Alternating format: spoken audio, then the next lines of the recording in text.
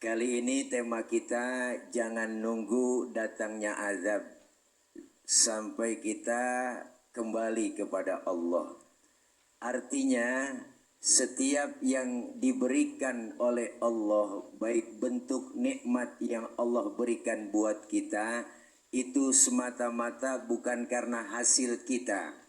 Ya Bu, ya Bu, kadang ketika diberikan oleh Allah suatu kenikmatan, suatu kelebihan harta, kelebihan rizki, itu berani berkata kebanyakan manusia itulah hasil jeripaya saya. Benar Bu? Tapi ketika susah baru minta kepada Allah. Ta'aruf ilallahi firraha ya'rifka fisyiddah. Waktu susah ingat sama Allah, giliran seneng lupa. Belum jadi mas sering banget baca ayat kursi, udah dapat kursi, lupa ayat. Surah Az-Zumar ini menegaskan bahwa manusia itu ketika Allah berikan kesusahan, dia berdoa. Fa idza massa insanu durun da'ana. Ketika dia minta kepada Allah dalam keadaan susah, dia minta kepada Allah, baru ibadah. Dikasih cobaan baru ibadah, udah kaya lupa. Ya Bu, ya Bu, ini sifat manusia, ternyata ujian. Tapi ketika Allah berikan sesuatu nikmat yang lebih, dia berkata, inilah hasil jeripayahku, inilah hasil aku, ilmu yang Allah berikan kepadaku begini luar biasa. Itu merasa akunya tinggi, sombong. Waktu kaya, waktu susah mabu ingat sama Allah, udah kaya sombong. Ada gak orang kaya sombong? Ada, namanya Korun. Makanya kalau ada orang kaya sombong, itu temennya Korun. Mentang-mentang kaya, jalan gak nginjek tanah. Kuntilanak.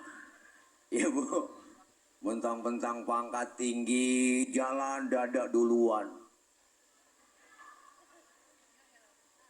Apa yang mesti disombongin? Wala tamshi fil ardi maroha. Jangan kau berjalan di muka bumi ini dalam keadaan sombong. Ternyata kaya adalah ujian, miskin juga ujian. Kadang orang ketika miskin diuji lulus, tapi ketika diberikan kelebihan, diberikan harta yang lebih, jadi pangkat yang tinggi, dapat jabatan tinggi, lupa akan pemberian Allah. Inilah bentuk ujian keimanan. Bu, kita harus menumbuh kembangkan syukur kita kepada Allah. Apalagi emak-emak. Nih, suami ngasih duit 100.000, alhamdulillah.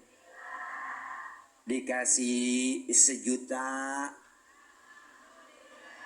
kencengan ini alhamdulillah. Iya Bu. Ini kadang-kadang kagak, ya Allah, suami diomelin dasar laki goblok lu bang. Orang mah kerja di pabrik nyolong-nyolong apaan kek. Bah.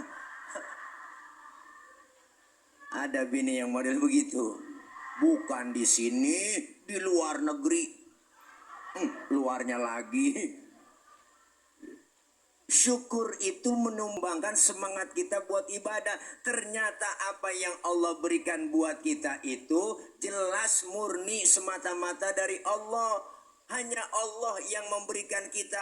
Berapa banyak kita minta kepada Allah, tapi kalau Allah belum kasih, sabar. Ya kan? Ya kan?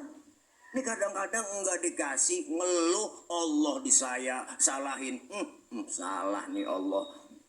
Kayaknya malaikat salah ngasih nih.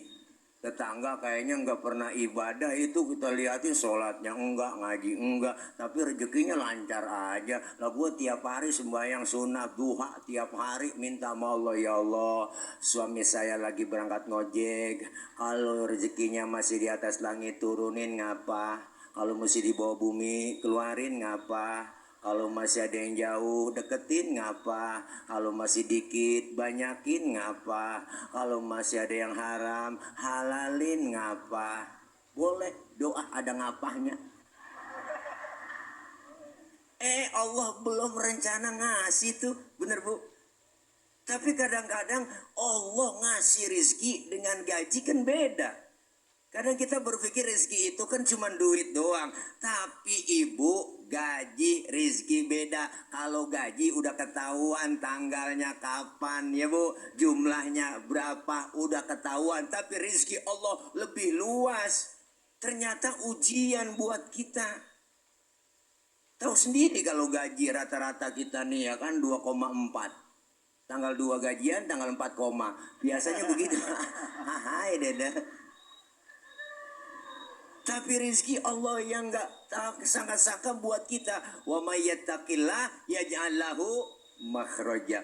Ketika kita bertakwa kepada Allah, Allah kasih jalan keluar. Wa yarzuqhu min haitsu la yahtasib. Allah kasih rizki yang datangnya nggak disangka-sangka. Dengan kita kumpul begini, rezeki kita nggak sangka-sangka. Coba kalau nggak datang ke Masjid Al Ikhlas, nggak dapat aqua. Iya bu, dapat Ustad. Lah iya cuman kalau di luar kan beli.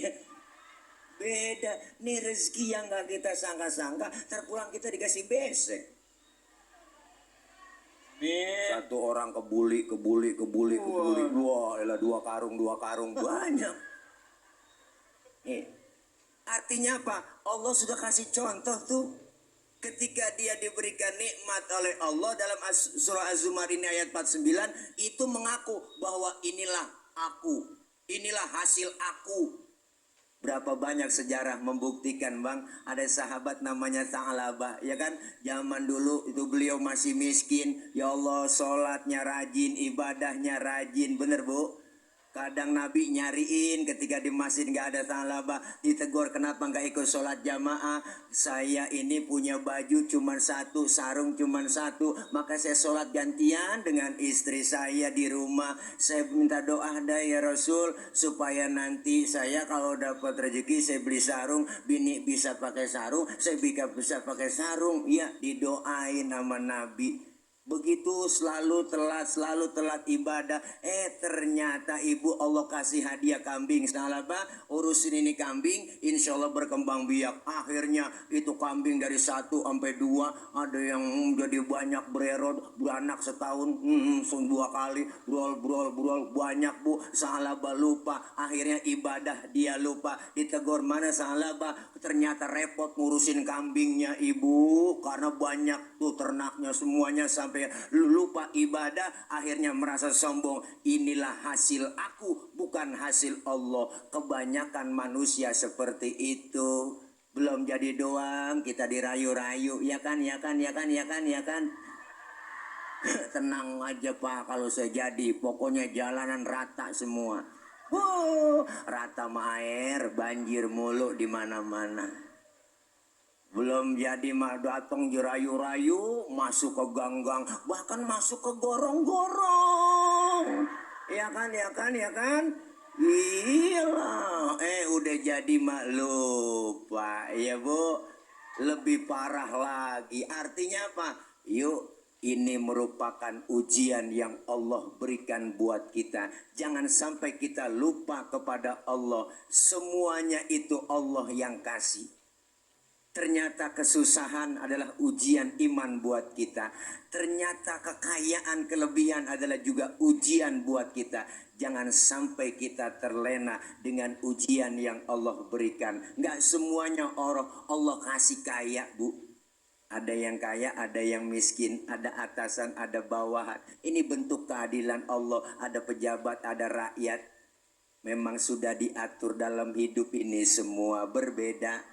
Ada yang miskin, ada yang sedang, dan juga ada orang kaya. Agar satu sama lain bisa saling memerlukan, agar roda kehidupan bisa berputar.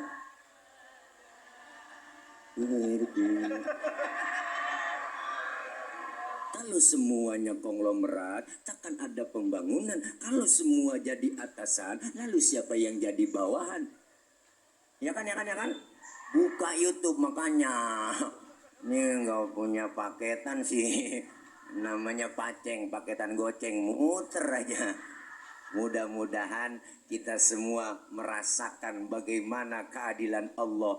Ujian berupa kekayaan, ujian berupa kesusahan. Jangan sampai azab turun kepada kita. Mudah-mudahan kita sambung lagi di segmen berikutnya.